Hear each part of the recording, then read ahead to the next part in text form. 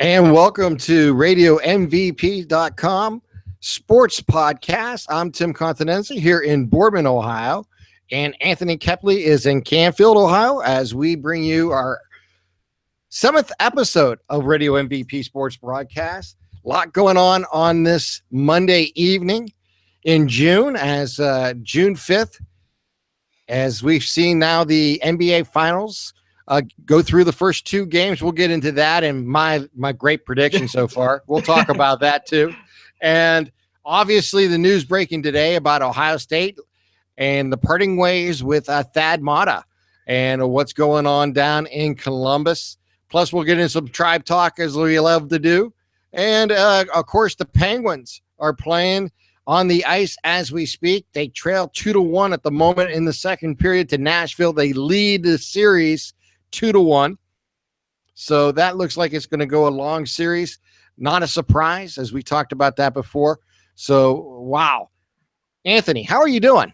Boy, it's been a busy 48 hours since we last talked, hasn't it? And with baseball going on and the NBA Finals starting and the hockey playoffs continuing and just, I don't want to call it a bombshell, but basically a bombshell to Columbus this afternoon with Gene Smith making the maybe abrupt decision, you would call it, to relieve Matta.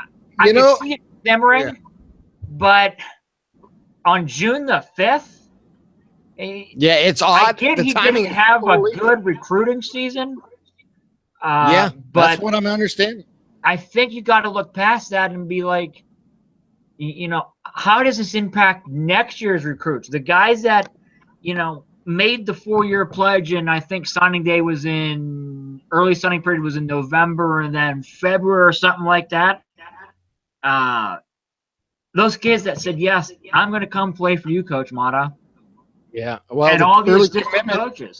Yeah, and then the next commitment thing starts in July. Yeah, and as you run into it, and you don't have a coach right now. So, yeah, it's an odd scenario. I mean, like you mentioned, Gene Smith, the AD for Ohio State, came out and said, this was a scenario where they weren't real thrilled with the direction of the program and how the recruiting has gone. Now, Matta has had some health problems in the past, but they didn't cite that as a reason for this. This is purely a administrative decision to go in a new direction this late in the off season, which is quite rare. It does happen when someone leaves a job, maybe like, for example, let's just say a NBA job opens up that was a playoff team and someone from the collegiate ranks takes the opportunity and moves to the NBA. Those things happen, and that opens up a late, job. But very seldom do you see someone removed from their job like Thad Matta was today. And I'm disappointed. I'm a big Thad Matta fan and have been for years. I was thrilled when they brought him to Columbus. I mean, he had great years at Butler and at Xavier prior to the 13-year stint at Ohio State. A very successful stint, by the way. Oh, he's I know the last couple of years have been less than thrilling or less than acceptable for most Ohio State fans. But in the same vein, I don't care who you are. You're not going to be a perfect program 100% of the time. It's just impossible. But if you're doing it 85% of the time, 90% of the time, and he's in that, I think you would have to, accept some of these down years that you're going to have no matter who you are. But there's a lot of pressure at a Ohio State to win in any athletic endeavor they take on. I don't care if it's field hockey. I don't care if it's hockey. I don't care if it's women's basketball or men's basketball or the football team for that matter.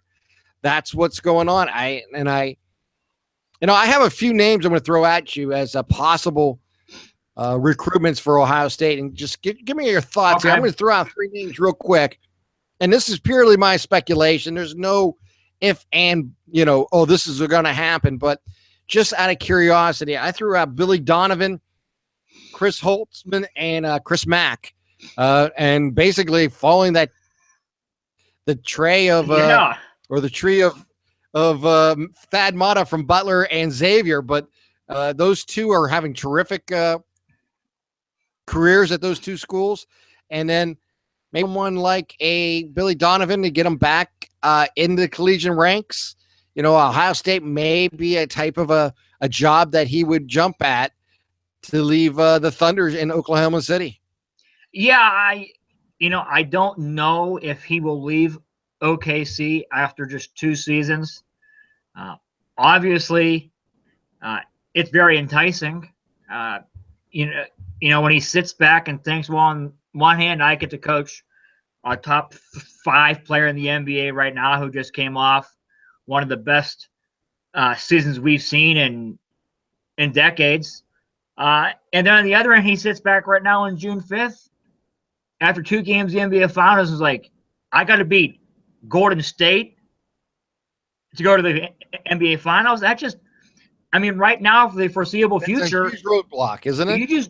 It's like I could understand maybe if Oklahoma City were in the East, I think he'd stay, hands down, no questions asked. Because you usually have to beat Cleveland to get there, and you take your chance in the 7-game series. Yeah, you take your chance in the 7-game series with Russell Westbrook. When he sits back and thinks, well, are we really going to draw the big name free agents here? Maybe not. You're going to draw some nice players, but how many guys want to play with Westbrook? So I don't know about Donovan. It would bring back the Florida connection with Urban Meyer. Obviously, they work very well together. And as we talked about with Youngstown State when they made their decision, football and basketball, as you stated, should not be separate entities. They should be together. And that's what Calhoun said when he took the job over. I need to get to where Coach Pelini has their program. I really like Chris Mack. Yeah, that is the name. Last year you lose your best player in Edmund Sumner, and then you lose your second best player. The name escapes me. And you had a really good first half of the year, and then second half of the year, Xavier just really struggled. And it looked like going into the tournament, they were a questionable pick to make the tournament. There's a lot of talk there for a while. Right. These guys aren't even going to make the tournament. And, man, they just didn't make tournament. They went on one heck of a run. And it seems every year you look up in March, and there's Xavier. And they may not be the trendy pick or the team with the biggest names, but, man, every year. And the job that Holtman has done at Butler is impressive too. Back when they made their run to back-to-back title games, you think, okay, well, this is a nice little Cinderella surprise. And when Brad Stevens left, you're like, well, can they sustain it? And Holtman has done an incredible job. This year they had a nice run, and then 2 years ago, I believe, they were a last-second tip-in away in overtime from beating Notre Dame, who gave, at the time, undefeated Kentucky all they want. So Mack and Holtman are the two names that I really like. I know you've heard them possibly throwing out Sean Miller at Arizona, and I can't see him jumping. Yeah, no, neither can I. I think it's an interesting name, and I think it is an interesting name. It would have been something that I think they could have pursued 2-3 years ago. Yeah, if that was the case happening, but not today. No. I think he's very satisfied where he's at. He has a top 5 program, and they're going to be good this year. On the verge of winning or has the chance to win a national championship most seasons. So I would be shocked if that would come about. I think his name is going to be thrown out a lot, obviously, but I don't expect that to happen. And is going from Arizona to Ohio State an upgrade? I don't know.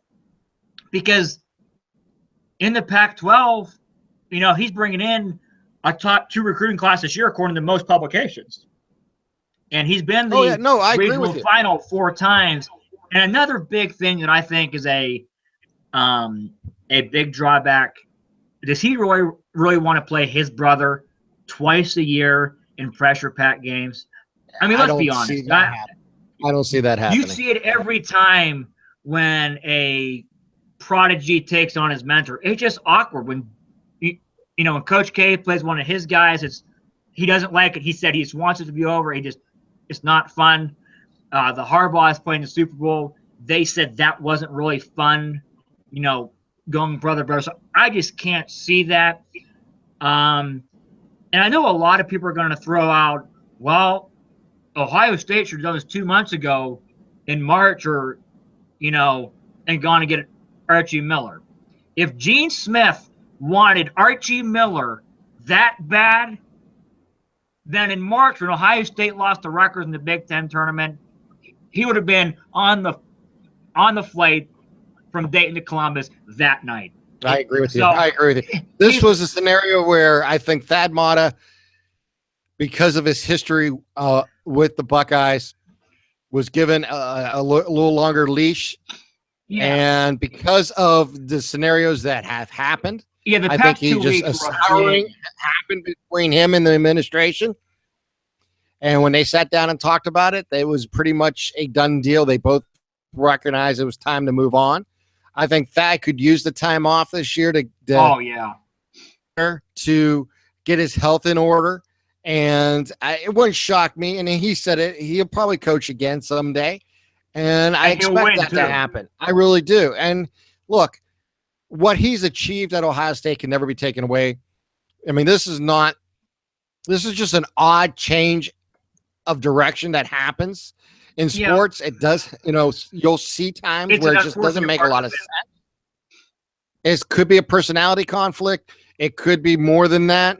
Mm-hmm. It could be just a job performance type thing where, they want to make a change. And you got to remember, Ohio State is, if not the first, it's the second most highly economic engine in college sports. I think it's second behind Texas. Anymore. I think it's number one when you get down to it, between all the money they bring in on their college sports level because of their alumni. And it's the biggest alumni in the country.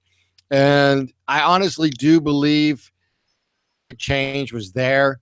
They averted it in March, and as time went by and the recruiting class that came in was less than stellar, it was an opportunity to make the change now. Is it the best timing? No. Could it lead to something special? Yes. You don't know. We got to let the process, work its way out. But it's totally odd to see this opening happening in June. That was not either a health reason for someone to leave his job, or B, someone who just came to the conclusion it was time to retire. And that's not the case in either scenario here. This was a case where the administration's made a decision to move on.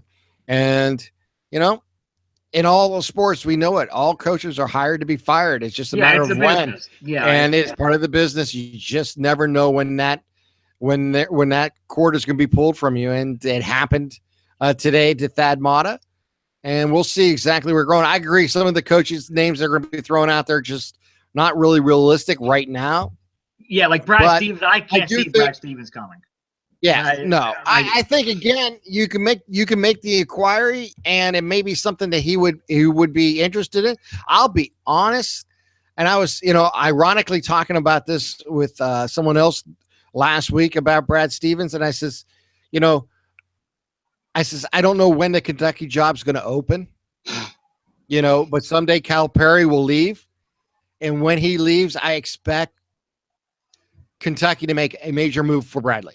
That's just my opinion, and I think, I'm not saying that's a great fit for either one, but he fits what they want, a winner and a guy who knows how to, coach at the highest level. So, again, I would be shocked if Bradley actually left the Celtics to come to Ohio State.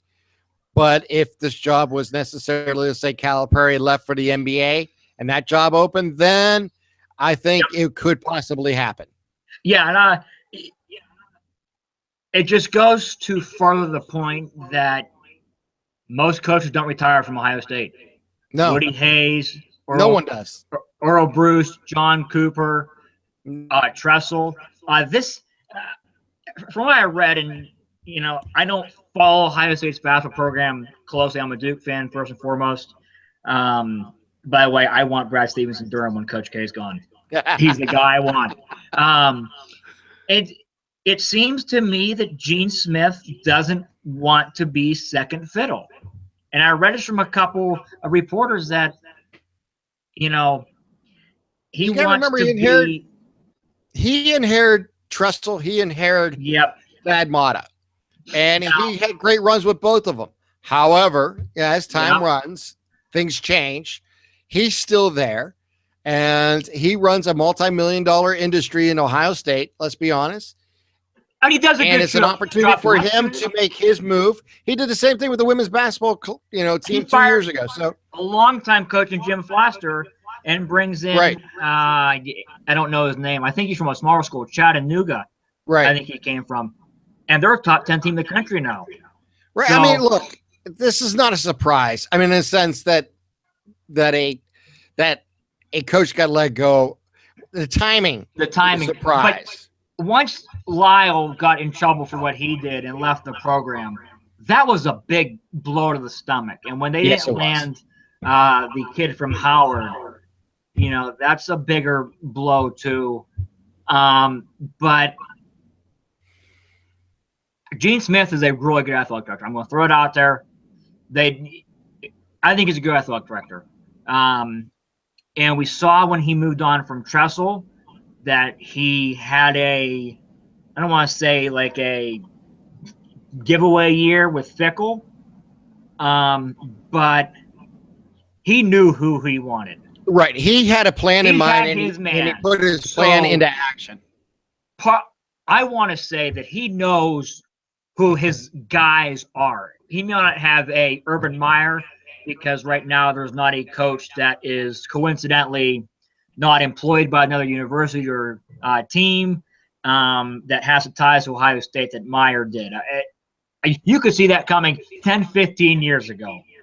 But hey, look, I mean, there's certain jobs that people jump for. Is Ohio State basketball the same as Ohio State football? No. But it's a good job, though. It is the Big Ten job, and that probably puts it in a top 15, top 20 position in the country for a basketball job, and a job that can be considered top 10 or top 5 as your program succeeds. So, it's an important opportunity for Ohio State to find the next person, whoever that coach is. I don't know. I have 3 names that I like. We'll see as an Ohio State fan where they go.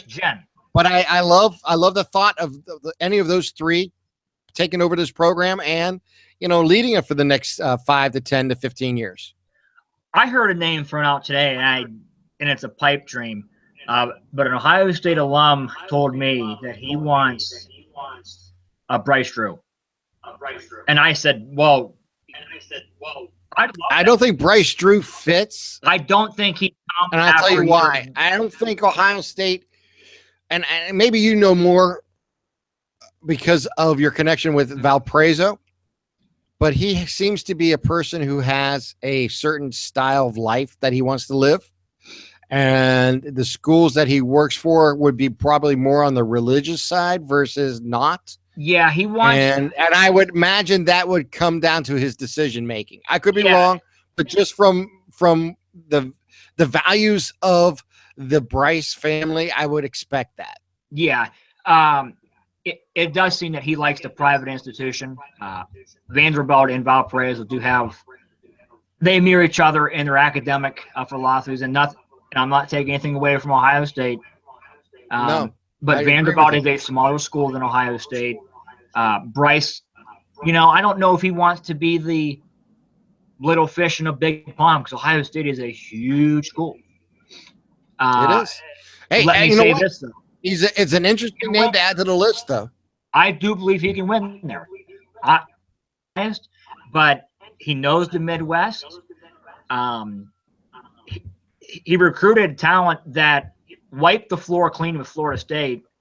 He beat BYU, and he had Big Ten Maryland on the ropes in the NCAA tournament. And if it wasn't for a awfully missed 3-point foul call, Valpo goes to overtime and maybe wins that game. I don't think he's going to leave because of the loyalty factor. He made it. Yeah, I think he has a commitment. He's on a contract with Vanderbilt, and he wouldn't have brought Jake Diebler from Ohio State to Vanderbilt less than a month ago to just leave for any job. Correct. So, but I do think he could win there. I'm being biased. I think Coach Drew can win at many places in the country. Coaches can win anywhere.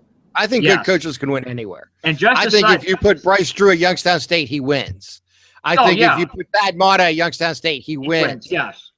You know, and I'm using Youngstown as an example because, you know, Youngstown has had, unfortunately, the tradition of not winning in basketball. I think you put a good coach in a good, you know, and an opportunity to succeed, he can do that. Only way he doesn't is because the university does not allow him to succeed. Yeah. You know, and that's the way I look at most coaches. I had the same feeling.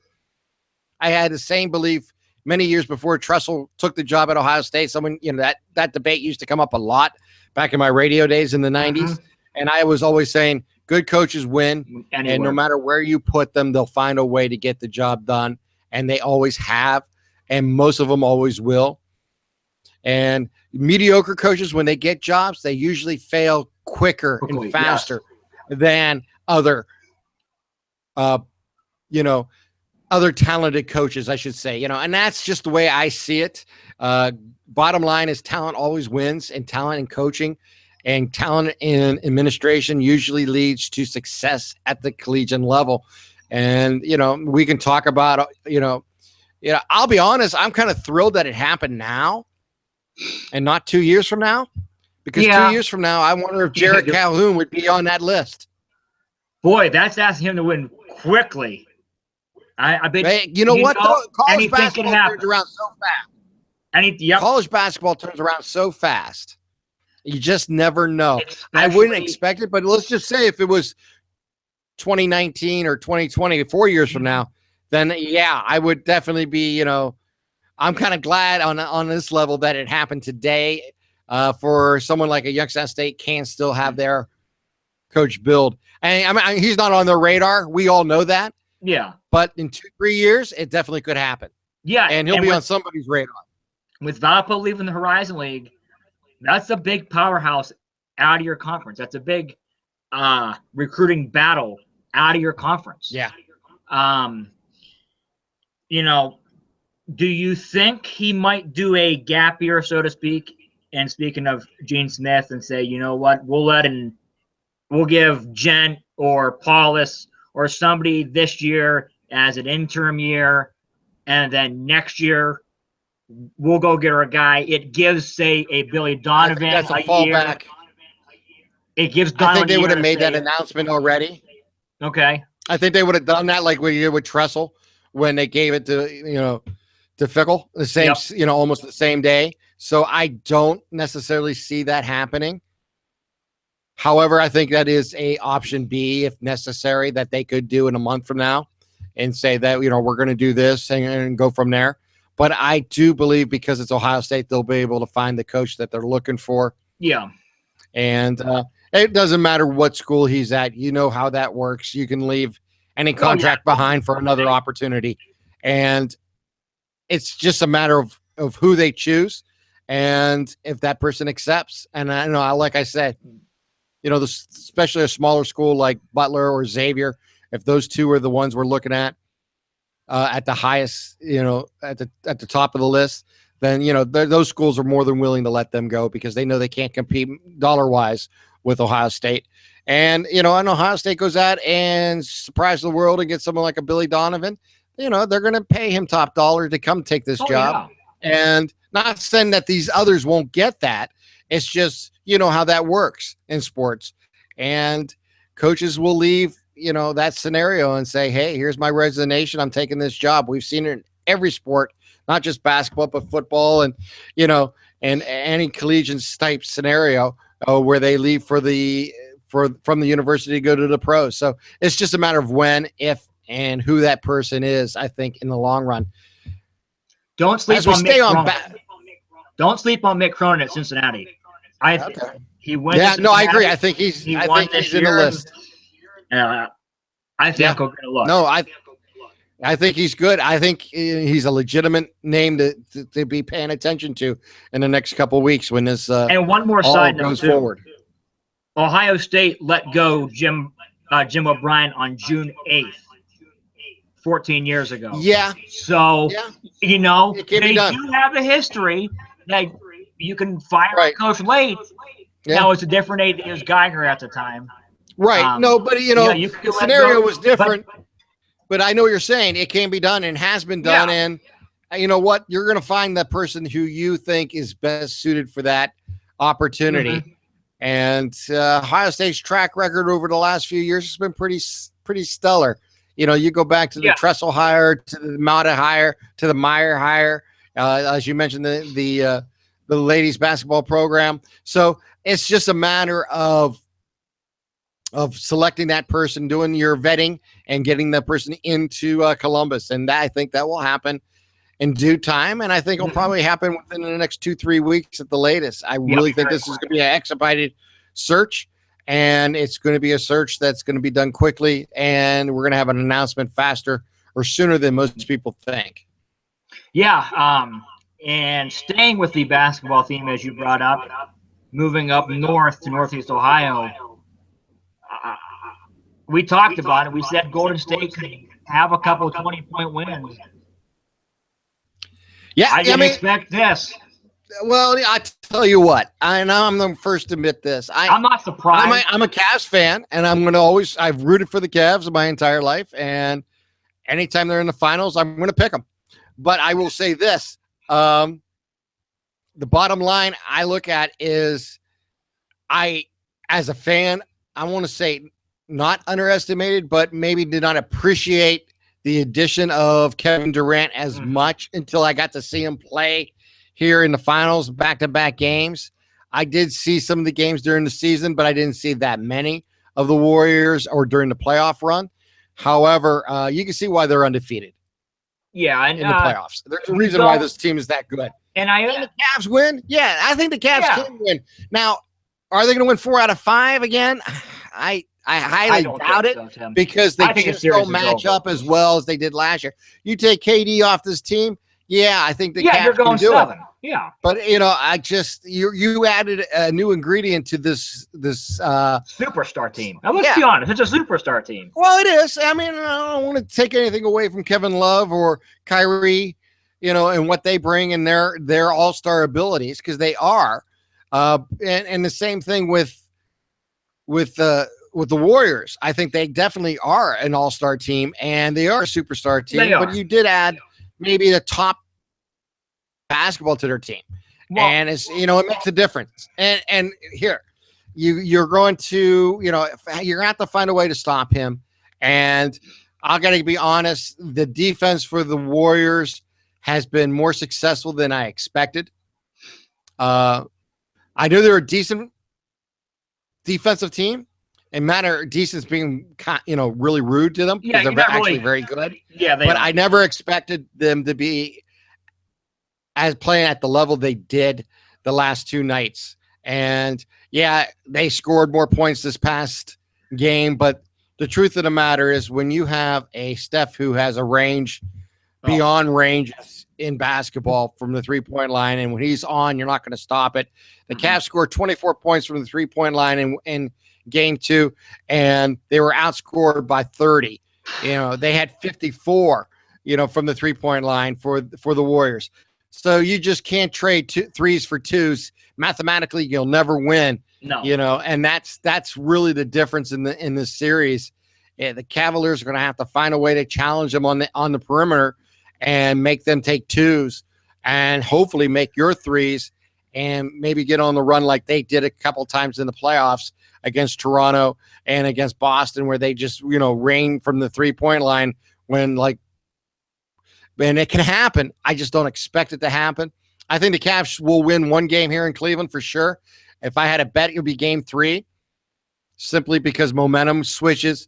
A team that's up 2-0 usually forgets how to keep the pedal to the metal and keep it going. And a team that is 0-2 is desperate and will do everything they need to do to win. Now, if the Cavs can win 2 in a row in Cleveland and make this a 3-game series, I would put the chances about 20% of that, maybe even less than that.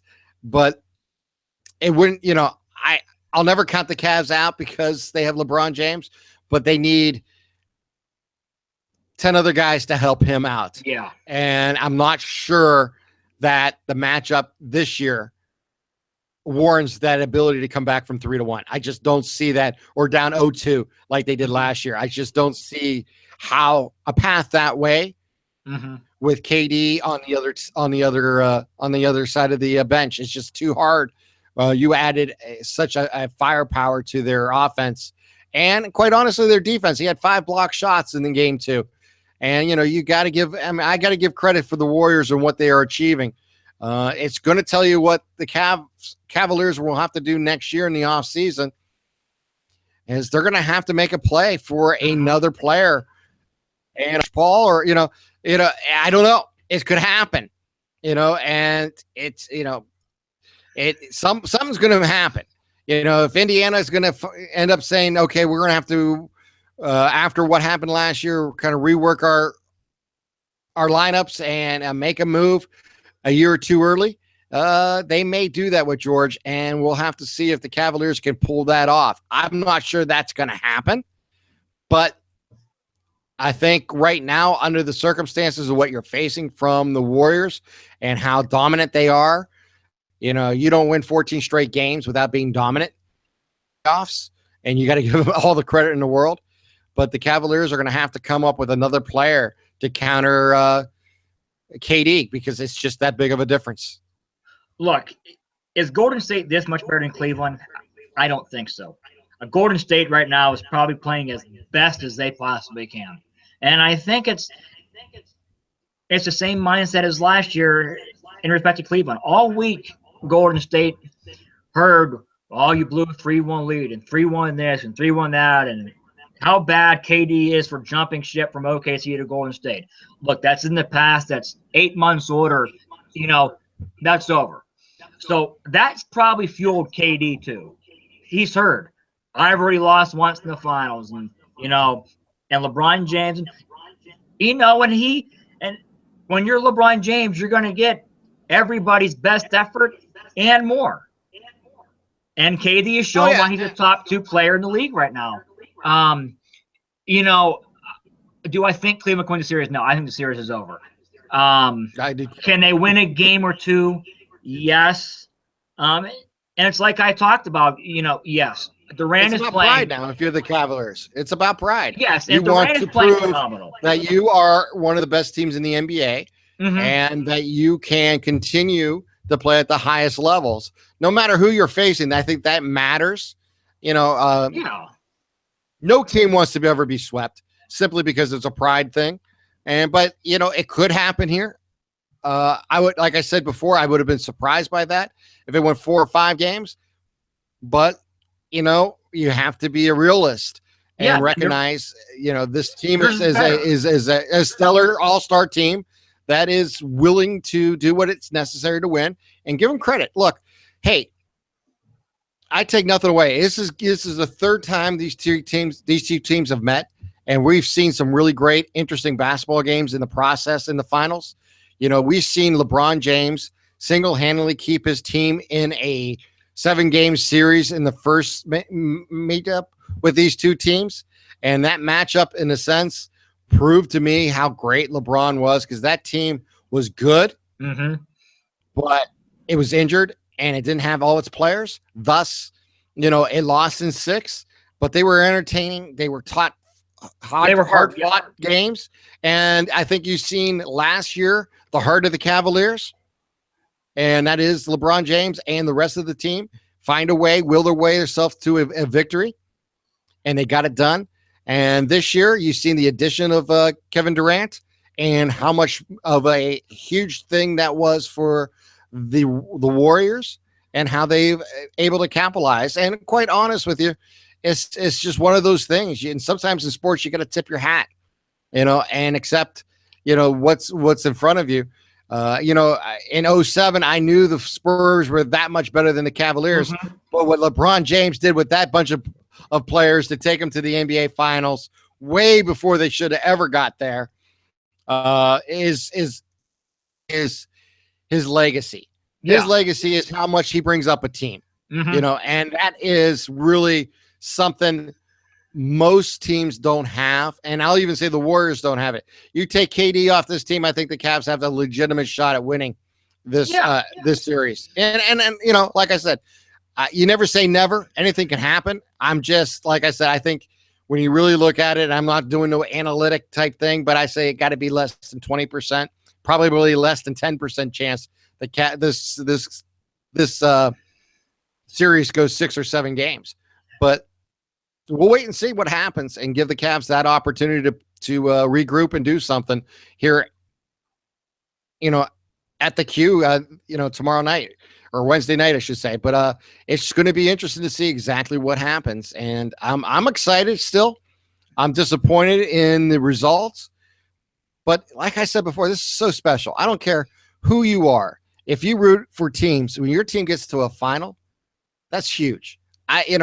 Obviously winning is obviously the ultimate joy and success and pride, not just for the team, but for the fans and for the city or for the university, or the school or the high school that wins. It's huge. And shout out quickly to Champion for coming home with 2 championships this past week, winning in baseball and softball.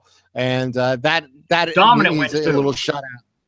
But, bottom line is this is special. This never happened before, a rubber match, 3 straight years with two same teams in the finals.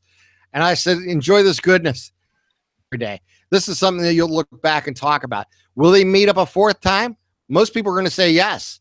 We'll have to wait and see. That's a long time from now. There's still this series to play. And let's enjoy this. No matter what the outcome is, be happy that, this is the finals. This is an opportunity to win a championship. And just because not all opportunities are met, but you want to be in that opportunity. I'll take a loss. As heartbreaking it was to watch our Indians lose in Game 7 of the World Series. He had to bring that up in extra innings for the 2nd time in my lifetime. After being up 3-1, I would still take the run to the World Series and the opportunity to play in those games versus never to have my team in a championship series. And I know the same thing. I know Buffalo Bill fans, they feel horrible. They missed their opportunity, obviously, against the Giants. That missed field goal was their best opportunity. They never really played a great game after that. But what they achieved to get the 4 straight Super Bowls, that's unheard of. It's never been done before. And that is something to be proud of. Look at the Miami Dolphins. When they went undefeated, their world championship, they lost the year before. And they ended up going back to back. They went to 3 straight championships. The Steelers, who won 4 out of 6 in the 70s. That's just, you gotta respect and just savor these moments in sports because they don't happen very often. And when you see a dominant game, or you see 2 teams meet up in the finals, it's just phenomenal. Look at how much we celebrate history in basketball about the Lakers and the Celtics in the 80s. And they never did it. Nope. And those were 2 great organizations and great teams with great Hall of Fame players, but it never happened. And it just tells you how difficult this is and how we should savor it and really enjoy it, soak it in. And we can be disappointed if your team loses, but in the same vein, you got to be really, really excited because there are only 2 teams gets to play for a championship in every sport. In that championship series or that championship game, that never, ever be there. Yeah, and I think, piggyback off your point, it's like Mike Krzyzewski said, and he said in reference to the NCAA tournament, March is a great time of year, but it's also very cruel because you get on a nice run and you're feeling good about yourself, and then all of a sudden it's an abrupt end, and the season is over. And coming from my standpoint, growing up in the 90s, all I knew for football with YSU was playoffs every year and championships. And the Broncos go back to back. And then the Indians, World Series, ALCS, ALDS, World Series. And then, as a Broncos fan, we didn't get back there for nearly 20 years. And then we get back there and get drilled. And then we, and we weren't the better team. It's, Seattle was better. And it was 2 years later, we're back in the Super Bowl. And I remember telling my uncle this as we sat at my cousin's basketball game, and he said, "How you feeling about the game? Do you think we can beat Carolina?" And I said, I don't know anymore, because I said watching Seattle play San Francisco was it in the NFC title game. I think we can beat Seattle. We lost by 7. We lost by 5 touchdowns to those guys. Yeah. And I said, do we match up well? Yeah, we're healthier. We got more explosion on offense. But I said, when your team makes a Super Bowl, enjoy it. Enjoy it. Yeah. And this year, listen, as fans, Winnie's always makes it more sweeter. Everybody knows that, but you got to enjoy these moments because, hey, I was an Indian fan, and I go back into the 70s and and the 80s and the early 90s of some miserable teams. They were bad. Yep. And always hearing about it from my family members. Why are you an Indian fan? Because come, July 4th, they're never going to be in contention and all that. And to watch that turn around in the 90s, to watch the sellouts that happened, to be part of that as a fan, to watch the Indians, tear themselves down and build themselves back up in the early 2000s and do it again, in the last 5 years, and now succeed and have the opportunity to be a championship caliber baseball team. That's what sports is about. Mm-hmm. Opportunity, succeeding, and showing what hard work can do. And I honestly believe that's kind of what you and I are doing with this podcast. We're putting the work in. We're trying to get people to understand, more intelligent sports talk, and not talk about, this should have been this or should have been that, or this trade, or who's better, Michael or LeBron, all these garbage talk. I rather have something more intelligent, talking about Thad Matta and what's going on there, and talking about winning a championship and just being in a championship game and what that means, and talking about the Indians. And we could talk. We could get into. We could talk all day about. We can get into last night's game and break it down for you, and we could do the same thing with the NBA. You hear that all day long. You don't need to hear that. What you want to hear is something that actually stimulates you and makes you happy to be a fan again and want to be part of something bigger. And that's, to me, what you and I are doing here on this podcast. And that's, to me, why, I think I know, as I mentioned last week, it's just the broadcaster in me, because you always looking forward to the next season. And, I got high school football coming up. I can't quite announce it yet, but I got my schedule. Once I get the okay, we'll go through my schedule and talk about that.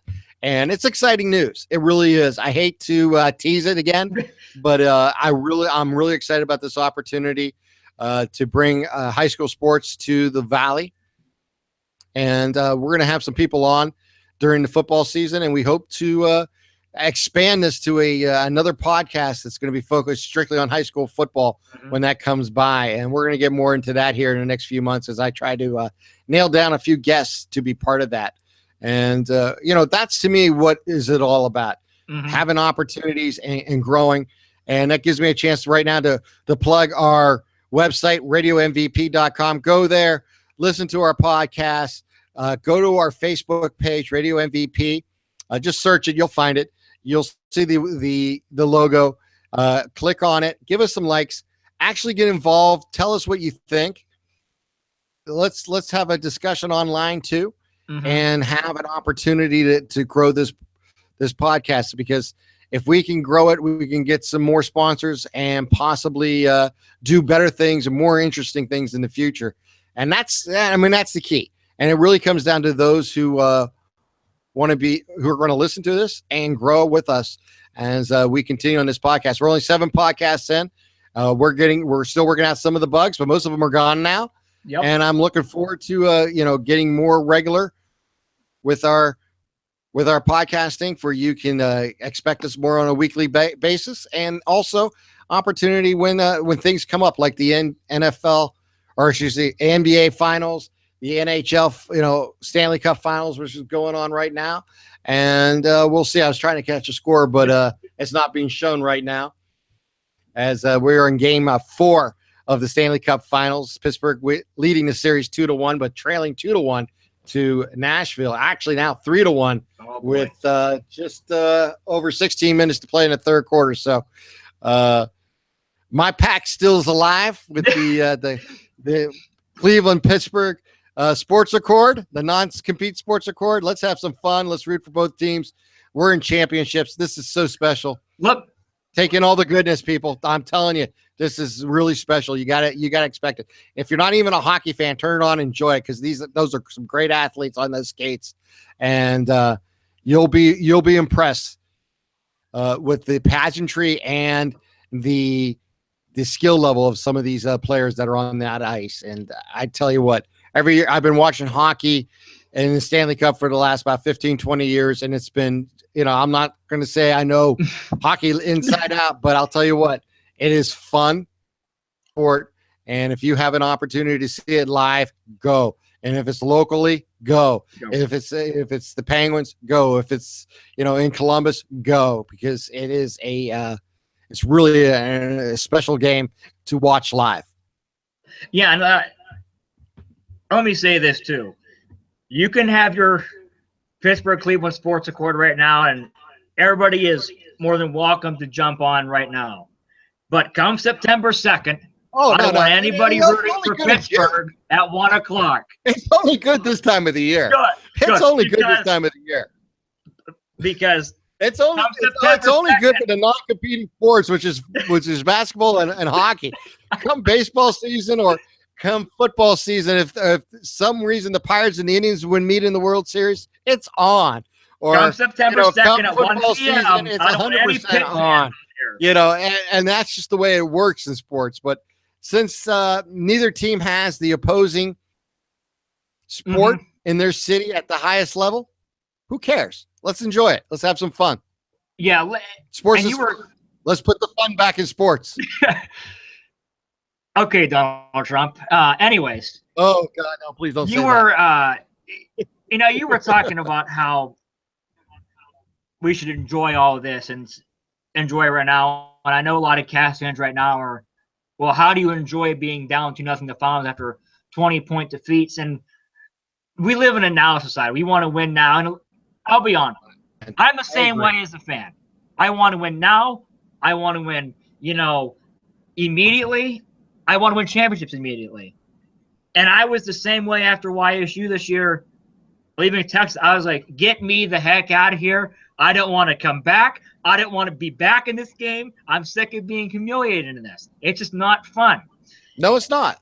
And my plan, but you know what, though? I was talking about it last week or 2 weeks ago to one of the coaches. And I just said, listen, we didn't end the season the way we wanted to. That's not, and they know that. But we as fans need to sit back sometimes and just realize, like you said, what an incredible run we're on. In August, if you would have told me when I sat down and looked at our schedule, I was thinking, hey, 7-4 might be a good year, sneak in, and hey, we'll go on the road in the first round, and we'll see what we can't do. But we lost. James Madison was better than us. But that was one of the most fun-filled, magical runs that we have been on. I know you'll never forget that catch. And you go back more than I do with Youngstown State. Like you said, in 30 years from now or 40 years, when we have, knock on wood, 10 championships, and we're back to who we were. We're still going to be back. Remember in 2016 when we made that catch at Eastern Washington to beat them? Exactly. And remember that goal line stand against Wofford? Yeah, and and remember the fourth-string quarterback, Hunter Wells, who people wanted gone. They didn't want him back in the field at all, and they didn't. When he went into Jacksonville State, who supposedly had the second-ranked defense in the country and threw for 300 against them, which just absolutely blew their doors off the water by halftime. That, and we as Youngstown State fans, and we, fans now with the Indians, we're spoiled right now. We want to make championship game appearances. We want to win them. But like you're seeing right now with the Cavs, it's so tough to win them. I mean, YSU's defense was playing so well, and their special teams was playing so well, then you get to James Madison, you're like, wait, where'd the team go against Jacksonville State that I saw less than a month ago? It is so hard to win. It is incredibly hard to win championships. From my playing experience and coaching experience, I know you've seen it live from the broadcast booth. It's just, incredibly hard. And it goes back to when I saw Ursuline in 07 play Marion Local, and how they were a tipped interception away from winning state. And then the next year, we're thinking, oh, this team's going to roll through everybody. They can't be stopped. They may win every game by 3 touchdowns. And you get to like a second round of the playoffs, and you're losing by 14 to a small Kirtland school. It just shows you on any given day. I know the old cliches, but it really is true. On any given day, you don't know what's going to happen.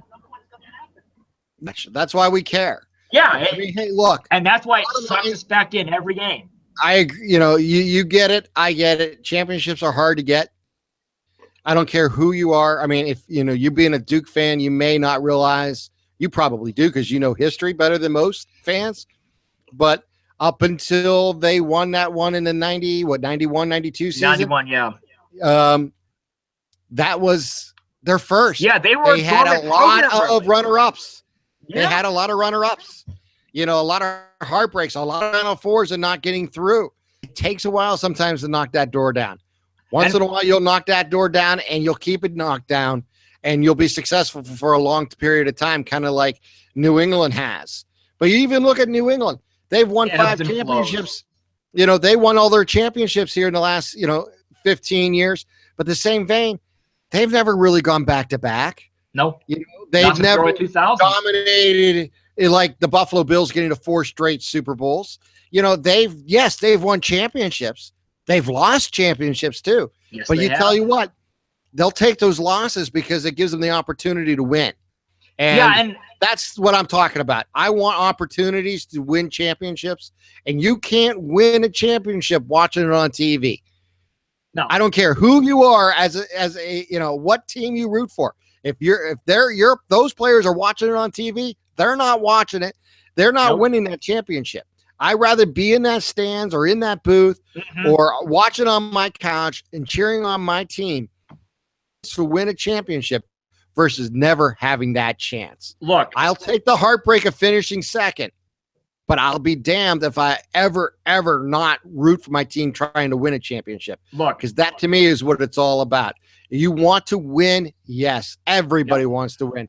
I celebrated last year's championship with the Cavaliers tremendously because it was the first in Cleveland in 50 years and everything else we can talk about. But the bottom line is you want opportunities. Without opportunities, you can't win the championship. You don't make the playoffs like the Cleveland Browns have for the last 15 years. You're not even in the discussion of winning a championship. I'd rather be Kansas City. At least they made the playoffs. At least they have an opportunity to make a run. I'm not saying they're talented enough, but at least they're giving their fans an opportunity to win a championship. And it's the same with many other teams.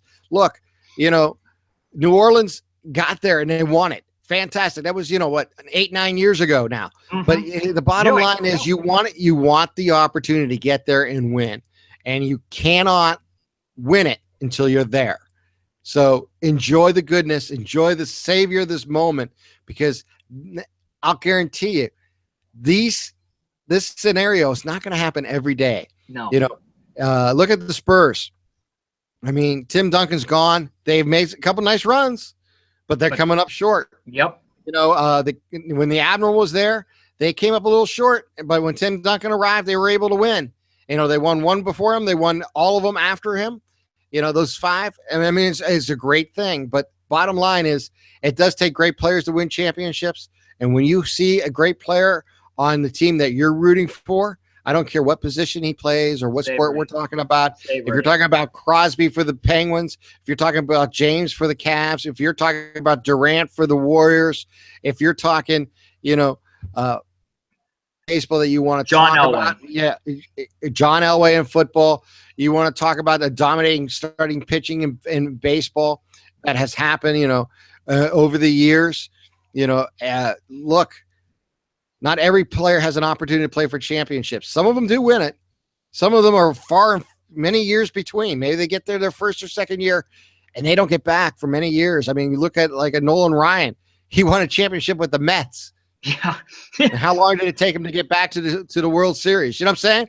You just don't know when it's going to happen. Yep. And it shows you the difficulty in pro sports to get to a championship, difficulty in collegiate sports to get to a championship, difficulty in high school sports. And again, I got to throw out another congratulations to the Flashes for their softball and baseball championship and champion. That was phenomenal and really, really a great story. And I'm glad to see Matt Underwood give a little shout out to them, saving them to a different level, announcing their championship, saying they won both because, wow, that just does not happen. And champion needs to that township needs to celebrate. That town needs to celebrate those young men and women who came home with those championships, because that's something that town's going to talk about forever. If you ever go down to Columbiana, you come down into Columbiana, there's that little rock and that plaque that points out the 1942 basketball championship that was won by Columbiana. You don't think they still talk about that? Money makes more real, even though most people were not around any longer. Yeah, but you're still, those who do the historian of that town still talk about. Did you see that championship plaque?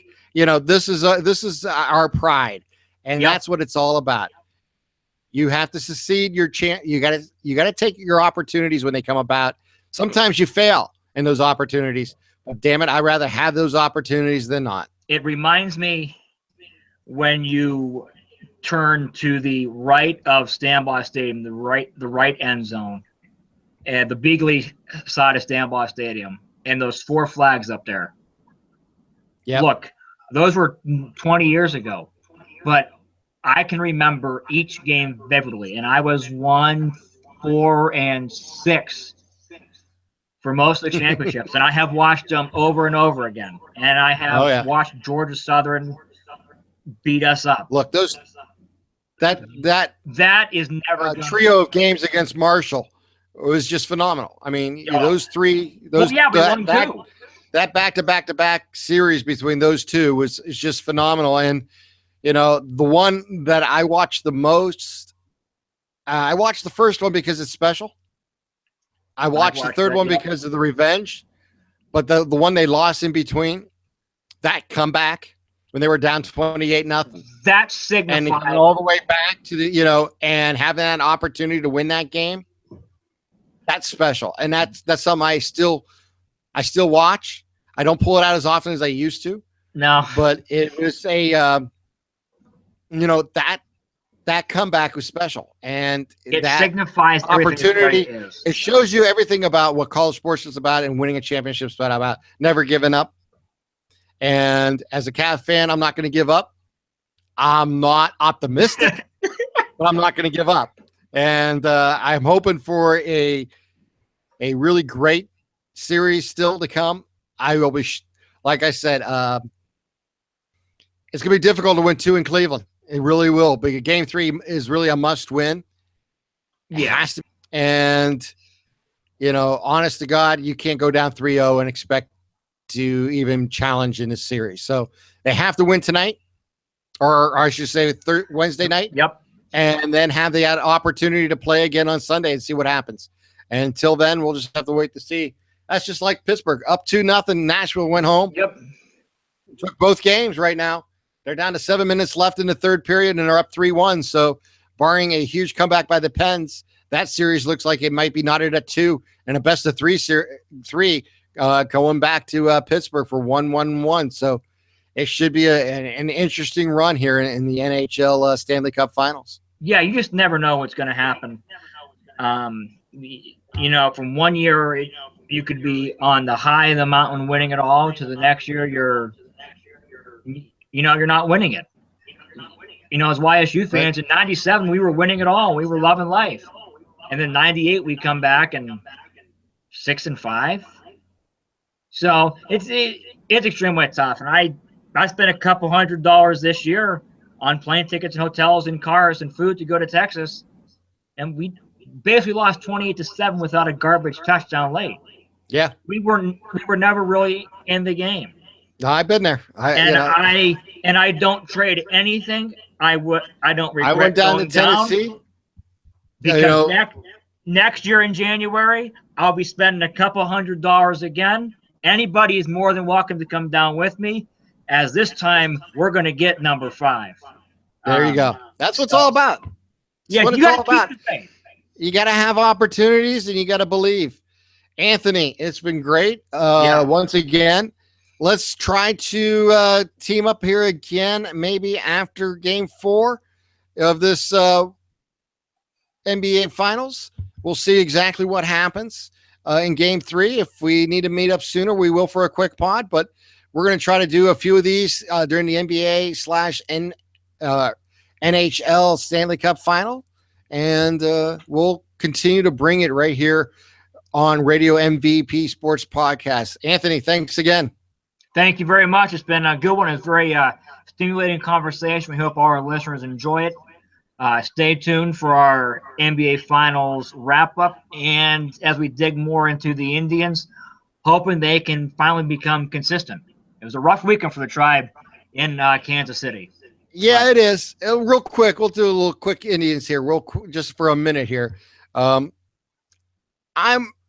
disappointed in the starting pitching right now. However, I think in the long run, it's going to be okay. We got to get more consistency out of that. They're going to have to find a way to hit left-handers. Right now they're struggling. The good news is they're about exactly where they were this time last year. Yeah, last year they were. All it takes is a good 8-10 game win streak, and you might be on our way. Yeah, last year at this time, I think they were 31-26 or something like that. So they were, give or take, 1 or 2 games. Yeah, they're right in the same ballpark. Yeah. So, did they look good at all? No, they look terrible this weekend. Let's not sugarcoat it. Maybe they can go to Colorado and get going. They got a good chance. They got 2 of the top teams in the NL West and all of baseball on their schedule this week, and they seem to play better against the top-ranked teams. The Astros right now are 41-16, and the Indians are 5-1 against them. Exactly. So it's baseball. That's all I can say. It's all right. Hey, we're going to wrap this up. My thanks to Anthony and Canfield for helping us out, and you for listening and downloading here on Radio MVP Sports Podcast. Please go to our Facebook page and like that, and leave a comment. Tell us what you like about the conversations we've had. Give us your opinion, and we'll try to incorporate some of that into a future broadcast here, or podcast, I should say, as we continue here on Radio MVP. For Anthony and Canfield, I'm Tim here in Boardman. We will talk to you all very soon. Good night.